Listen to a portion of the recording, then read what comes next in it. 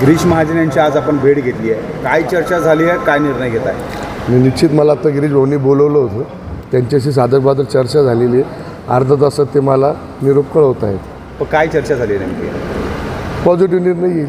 हा एबी फॉर्मचा गोंधळ कसा झाला आहे? गिरीश महाजनांची भूमिका काय आहे? ते आता त्याच्यात बोलण्यात काही आता मजा नाही, परंतु आता वेळ कमी आहे.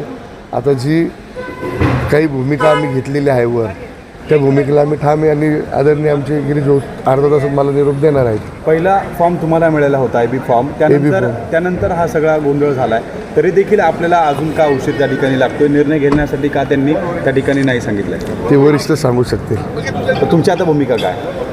मी अर्धा तासात त्यांच्या वरिष्ठांच्या आदेशावर मी थांबले. माझी पुढची निर्णय मी अर्धा तासात तुम्हाला जाहीर करतो लगेच. खरं तर आपण अनेक दिवसांपासून त्या ठिकाणी समर्थकांसोबत त्या ठिकाणी चर्चा केली, मेळावा घेतला आहे. समर्थकांच्या भावना आहेत की आपण निवडणुकीमध्ये असावं, पक्षाने आपल्याला त्या ठिकाणी उमेदवारी अर्ज मागे घ्यावा असा निरोप दिल्याची चर्चा आहे. काय नेमकं असं काही नाही. मी निवडणुकीतून माघार घेणार नाही. गुलाल उडवल्याशिवाय सुद्धा थांबणार नाही.